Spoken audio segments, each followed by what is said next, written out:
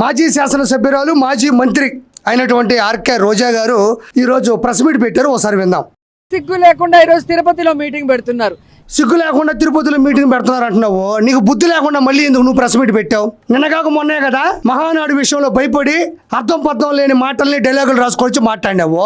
నువ్వు బుద్ధి లేకుండా మళ్ళీ ఇక్కడ ఏం కొంపలు మునిగిపోయినాయి, ఏం రాష్ట్రం అంతా వెనకబడిపోయింది, అల్లకల్లోలం అయిపోయింది, నువ్వు ఎందుకు ప్రెస్ మీట్ పెట్టావు? మాట్లాడే ముందు మనం కూడా కొన్ని ఆలోచించుకోబల్లే అక్క. ఏం చేశారని మీరు మీటింగ్ పెట్టారని నేను అడుగుతున్నాను. ఏం చేయలేదో నువ్వు చెప్పు. ఏం చేసామో మేము చెప్పనక్కర్లేదు. ఏం చేయలేదో నువ్వు చెప్పు. తల్లికి వందనం, అన్నదాత సుఖీభవ, స్త్రీ శక్తి, దివ్యాంగ శక్తి, పింఛన్లు, అన్నా క్యాంటీన్లు, టిట్కో ఇళ్ళు, హంద్రి నివా జలాలు, గూగుల్ డేటా సెంటర్ వచ్చింది. మరి నేను ఇవన్నీ చెప్తున్నా, మేము చేసామని చెప్తున్నాం. చెయ్యలేదు అని చెప్పి ఏదో తల్లికి వందనం సంబంధించినటువంటి ఎవరైనా ఉంటే వాళ్ళని తీసుకోనరా. అన్నదాత సుఖీభావ అంటున్నావు, రైతులు తీసుకొని వచ్చి నువ్వు ప్రూవ్ చేయి. గ్యాస్ సిలిండర్లు ఇచ్చామని చెప్తున్నావు, ఏ మహిళకు గ్యాస్ సిలిండర్ రాలేదో ప్రూవ్ చేయి. పింఛన్లు ఇస్తున్నావు అంటున్నావు, ఎవరు పింఛన్లు రాలేదో ప్రూవ్ చేయి. మరి నువ్వు ఊరికే కూర్చొని మాట్లాడకుండా ఏదైనా సాక్ష్యాధారాలు ఉంటే నీ పక్కన ఇంకొక చైర్ బాగానే కట్టుకున్నావు కదా, ఇల్లు ఇంకొక చైర్ ఉంది కదా, స్పేస్ ఉంది కదా, వాళ్ళు కూర్చోబెట్టి మాట్లాడించు. 2024 మేనిఫెస్టో అన్నారు, కానీ అది 420 మేనిఫెస్టో అని ఈరోజు రాష్ట్ర ప్రజలందరికీ కూడా అర్థమైంది. 2024 అంట, 420 అంట రాసుకుంది. ఎవరో రాసిస్తారు, 5 రూపాయలు ఇస్తాదో 10 రూపాయలు ఇస్తాదో మరి తెలియదు. కానీ 2024 అంటే 420 మేనిఫెస్టో అయిందంటది. ఇంతకుముందు ఈ డైలాగులు రాసుకొనే అన్నని డైలమాలో పడేసావు. ఇంతకుముందు గుర్తుందా? 2024 Jagananna once more, YSRCP party no more. భలే రాసుకున్నాం. అప్పుడు మామూలు కాదులే. ఆ రోజుల్లో మనం ఉండే సంబరాలు, మన అత్యుత్సాహం మనది మామూలుగా ఉండేది కాదు. కథ అసెంబ్లీయా, అది ఇల్లా, లేకపోతే రచ్చబండ, లేకపోతే పార్టీ చేసుకున్నాం, తేడా ఉండేది కాదు. అప్పుడేదో చెప్పే డైలాగు, అలలు అల్లరి చేస్తాయి, సముద్రం ప్రశాంతంగా ఉంటుంది. అబ్బా ఏం పోయిట్రియో! అలలు అల్లరి చేస్తాయి, సముద్రం ప్రశాంతంగా ఉంటుంది. అలలు అల్లరి చేస్తే ఇక్కడ వైఎస్ఆర్సీపీ వాళ్ళు అల్లర్లు చేశారు. అక్కడ ప్రశాంతంగా సముద్రం ఉంటే ఈరోజు 11 పడిపోయి ప్రశాంతంగా వైఎస్ఆర్సీపీ ఉంది. అటు ఇటు కలట్లే, ప్రతిపక్ష హోదా లేదు, అన్నేమో అసెంబ్లీలో ఉండడు. నువ్వేమో ఏ నుంచి బయలుదేరి ఆ నగరి నుంచి దాడితే మద్రాసు నగరమే కదా, అటు నుంచి అటు పోతా ఉంటావు. ఏం చేయాలా? జగన్మోహన్ రెడ్డి గారు ఇచ్చేది ఇస్తూ దానికి మించి ఇస్తానన్నావు, కానీ జగన్మోహన్ రెడ్డి గారు ఇచ్చేది కూడా ఇవ్వకుండా. ఇప్పుడు నేను చెప్పేది అదే. నారా చంద్రబాబు నాయుడు గారు అధికారంలోకి వచ్చిన 2 సంవత్సరాల కాలంలో ఏం చేశారు అనేది మేము ప్రత్యక్షంగా సోషల్ మీడియా ద్వారా వివరిస్తున్నాం. మేము ఏమేం చేసాము, ఎంత అభివృద్ధి ప్రదంలో నడిపించాము అనేది ప్రత్యక్షంగా మేము దాపెట్టుకోవట్లే. జగన్మోహన్ రెడ్డి ఏదో ఇచ్చాడంట, దాన్ని మించి ఇస్తామని చెప్పామంట. అసలు జగన్మోహన్ రెడ్డి ఏమీ ఇవ్వలేదు. ఏమి ఇచ్చాడు? సొంత చెల్లికి కన్న తల్లికే ఏమి ఇవ్వలా. రాష్ట్ర ప్రజలకి ఏమి ఇస్తాడు? మహా అయితే చెల్లెలకి కన్నీళ్ళు, ప్రజలకి కల్తీ మద్యం. అతను ఇచ్చింది చెల్లెలకి కన్నీళ్ళు, ప్రజలకి కల్తీ మద్యం. ఇంతమించి ఏమి ఇచ్చాడు? గత 2 సంవత్సరాల కాలంలో తెలుగుదేశం పార్టీ ఇచ్చినటువంటి సంక్షేమ పథకాలు, చేసినటువంటి మంచి పనులు, తీసుకొచ్చినటువంటి పెట్టుబడులు, పరిశ్రమలు లిస్టు మొత్తం సోషల్ మీడియాలో ఉంది. అధికారికంగా ప్రకటించాం. జగన్మోహన్ రెడ్డికి ఎంతసేపు భజనలు చేయించుకోవాలి, జగన్మోహన్ రెడ్డికి ఎంతసేపు స్వార్థ రాజకీయాలు, పదవులు కావాలి తప్ప జగన్మోహన్ రెడ్డికి ప్రజలేం కావాలి, సొంత చెల్లికి కన్నతల్లికి ఏం కావాలో తెలుసు కూడా ఇవ్వలేని జగన్మోహన్ రెడ్డికి ప్రజలకి ఏం కావాలో తెలుసుకొని ఇస్తాడా? జగన్మోహన్ రెడ్డి ఏమీ ఇవ్వలేదు. మహా అయితే నీకు, అంబటి రాంబాబుకి, పేరు నానికి, కొడాలి నానికి, అనిల్ కుమార్ యాదవ్కి ఏమన్నా ఇచ్చాడేమో. ప్రజలకి ఏమీ ఇవ్వలేదు అని మరోసారి మనం చేస్తున్నా. ఈరోజు ప్రజలకి పంగనామాలు పెట్టారు, వెన్నుపోటు పొడిచారు అనేది నిజం. పంగనామాలు కాదులే అమ్మా ఆర్కే రోజక్క, మనం పెట్టింది దొంగనామాలు, పంగనామాలు కాదవి. దొంగనామాలు పెట్టాం మనం. 2019 నుంచి 2024 మధ్యన పంగనామాలు కాదు, దొంగనామాలు పెట్టాం.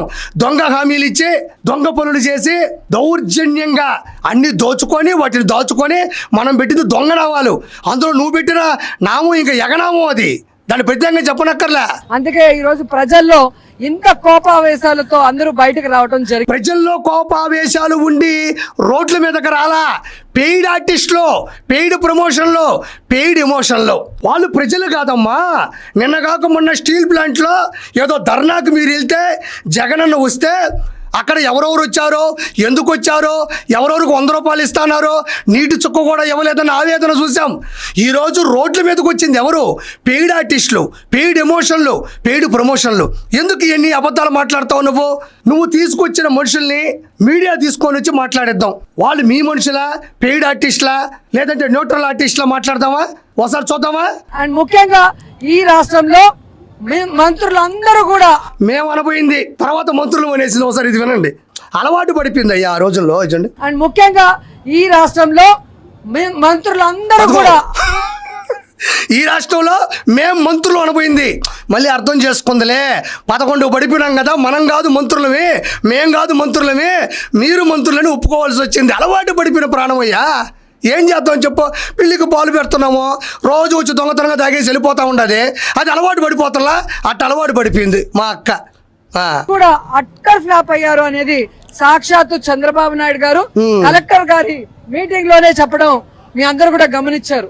అండ్ నారా లోకేష్ ఏ రోజైతే విద్యాశాఖ మంత్రి అయ్యాడో విద్యకి ఈరోజు ఒక శని పట్టిందని కూడా చెప్పొచ్చు. శని అంటే నువ్వు ఈ పేటెంట్, ఈ ట్రేడ్ మార్క్ లైసెన్సు ఎవరికైనా ఉందంటే ఐరన్ లెగ్గు.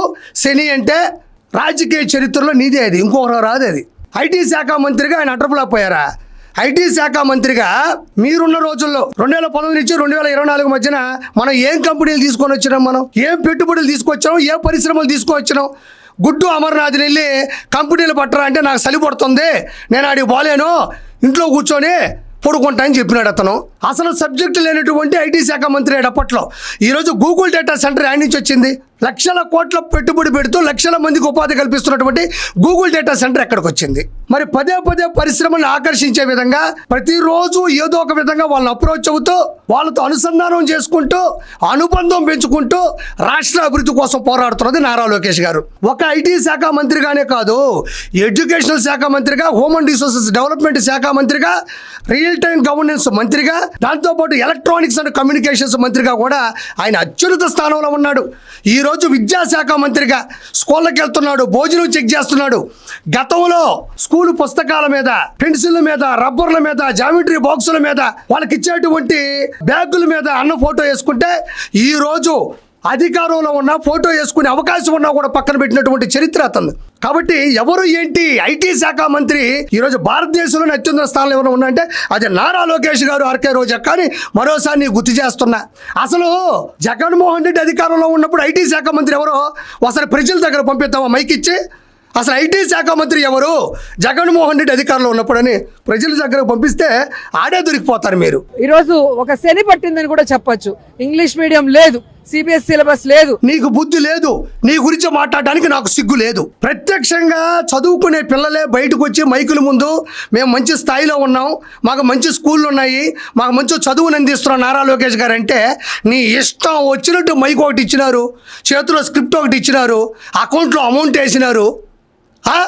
ఆఖరికి పిల్లలకి ఇచ్చే స్కూల్ బ్యాగులు, యూనిఫామ్, బెల్ట్, షూస్ కూడా ఇవ్వలేక చేతులు ఎత్తేసారంటే ఇంతకన్నా పనికిమాలిన మంత్రి ఎక్కడైనా ఉంటాడా? నువ్వు ఎవరింటికి పోయినావు, ఏ పిల్లల్ని చూసినావు, ఏడ ఎతికినావు, ఏదో ఆధారం మాకు చూపించవచ్చు కదా. ఏ పిల్లలకి స్కూల్ బ్యాగులు లేవు, బెల్టులు లేవు, ఏవి లేవు అంటున్నావు కదా, అవి ఏడ చూసినావు ఒకరు చెప్పొచ్చు కదా. నువ్వు ఇంట్లో కూర్చొని మాట్లాడితే ఎట్ట అవుతుంది? అడుగుతున్నా.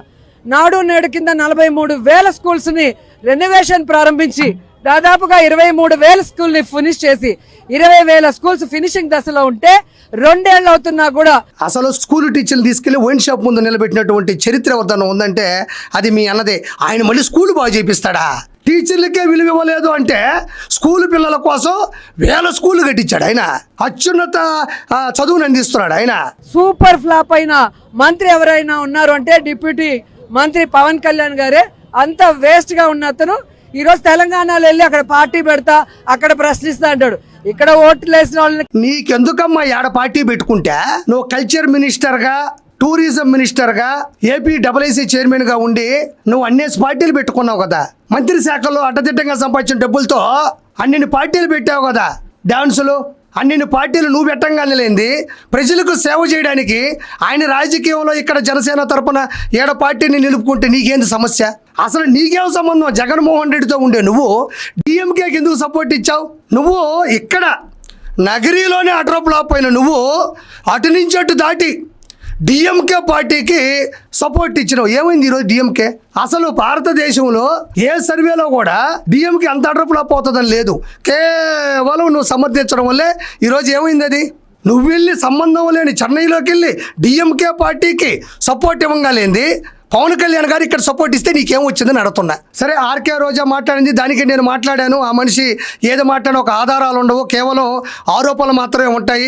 కాబట్టి వీళ్ళందరూ కూడా ఎందుకు మాట్లాడుతారో మీకు తెలియదు కాదు. రానున్న రోజుల్లో జగన్మోహన్ రెడ్డి గెలిస్తే వీళ్ళకి మంత్రి శాఖలు ఇస్తారని ఒక భ్రమలో బతుకుతున్నారు. కాబట్టి వీళ్ళు ఎప్పటికీ గెలవరు. ఈవిడైతే ఎప్పటికీ అసలు గెలవదని మనస్ఫూర్తిగా కోరుకుంటూ నమస్కారం.